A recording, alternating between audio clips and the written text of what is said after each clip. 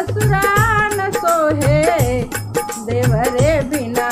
अंगना ना सोहे राजा देवरे बिना अंगना ना सोहे राजा भैया भतीजा बिना नैहर न सोहे भैया भतीजा बिना नैहर न सोहे होरिले बिना गोदिया